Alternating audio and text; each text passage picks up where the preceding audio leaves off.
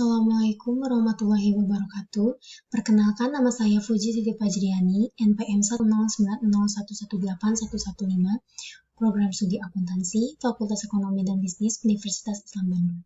Di sini saya akan menjelaskan skripsi saya yang berjudul Pengaruh Kemampuan dan Pengalaman Auditor Investigatif terhadap Pendeteksian Kecurangan Laporan Keuangan.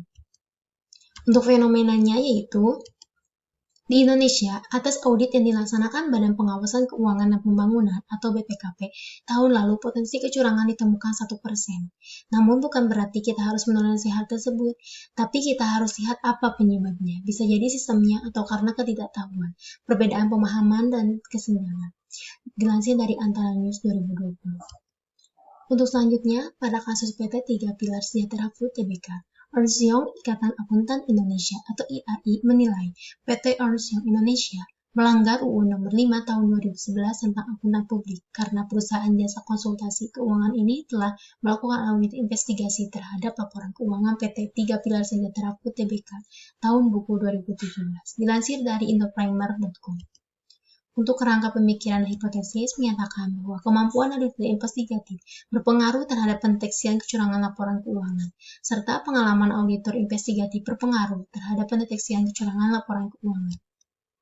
Untuk operasionalisasi variabelnya, variabel X1 dimensinya pengetahuan dasar, kemampuan teknis, sikap mental, dan kemampuan komputer fraud. Untuk variabel X2-nya dimensinya yaitu pengalaman kerja, untuk variabel Y dimensinya pengetahuan tentang kecurangan dan kesanggupan dalam tahap pendeteksian kecurangan. Untuk metode penelitian, menggunakan metode penelitian deskriptif dengan pendekatan kuantitatif untuk sumber dan teknik pengumpulan data, mengambil data primer, untuk sumbernya pernyataan-pernyataan yang disatukan dalam kuesioner, untuk tekniknya survei dengan kuesioner. Populasi dan sampel. Untuk populasi, auditor investigatif kantor Perwakilan Badan Pengawasan Keuangan dan Pembangunan atau BPKP, untuk sampelnya yaitu auditor investigatif kantor Perwakilan Badan Pengawasan Keuangan dan Pembangunan atau BPKP Provinsi Jawa Barat. Teknik samplingnya yaitu non-probability sampling dengan sampling propulsif. Pengujian instrumen penelitiannya, uji validitas, uji reliabilitas. Untuk teknik analisis data, diarahkan menguji hipotesis dan menggunakan pengukuran skala Likert. Untuk rancangan pengujian hipotesis, diantaranya metode successive interval atau MSI, uji asumsi klasik, uji normalitas, uji multikolinearitas, uji heterokedastisitas, uji autokorelasi, analisis regresi linear berganda, uji simultan atau uji F, uji parsial atau uji T, dan koefisien determinasi. Untuk uji validitas, variabel X1, variabel X2, dan variabel Y, R hitungnya lebih besar dari R tabel yang berarti semua datanya itu valid. Untuk uji reliabilitas, semua variabel lebih besar dari 0,6 yang berarti bahwa dari setiap butir-butir kuesioner dapat digunakan dalam pengujian hipotesis. Untuk uji asumsi klasik, uji normalitas dapat dilihat bahwa dari asumsi totality-nya yaitu 0,200 yang berarti lebih besar dari 0,05 bahwa dinyatakan data tersebut normal. Untuk uji multikolinearitas dapat dilihat bahwa nilai toleransi lebih besar dari 0,1 dan nilai VIF-nya kurang dari sama dengan 10 sehingga dapat disimpulkan bahwa data tidak memiliki masalah multikolinearitas.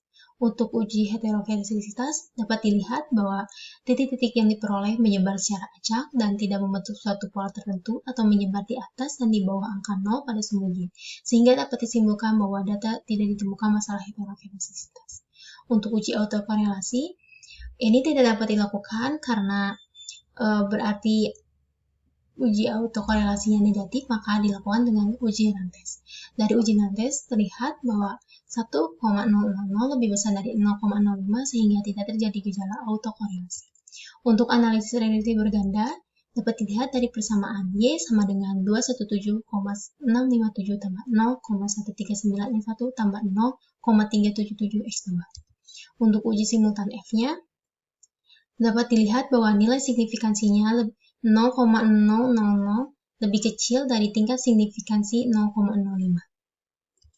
Untuk uji parsial atau uji T-nya, dapat dilihat bahwa variabel X1 nilai signifikansinya 0,14 146 yang lebih besar dari 0,05. Berarti tidak berpengaruh untuk variabel X2-nya yaitu 0,000 yang lebih kecil dari 0,05. Jadi, pengalaman auditor investigatif berpengaruh secara signifikan terhadap pendeteksian kecurangan laporan keuangan. Untuk koefisien determinasi, dapat dilihat bahwa 56,2% berkontribusi dan sisanya merupakan yang tidak diteliti dari penelitian. Untuk koefisien determinasi parsial dapat dilihat bahwa pengaruh dari X1 sebesar 69% dan X2 49,3%.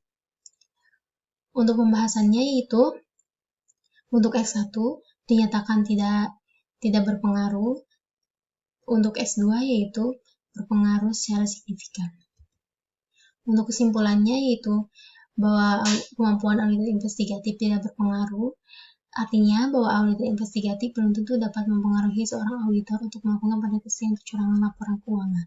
Untuk pengalaman auditor investigatif berpengaruh secara signifikan. Untuk sarannya, bahwa sampel yang digunakan adalah hanya auditor investigatif yang bertugas di perwakilan BPKP Jawa Barat dan harus meneliti dari perwakilan lainnya. Terima kasih. Assalamualaikum warahmatullahi wabarakatuh.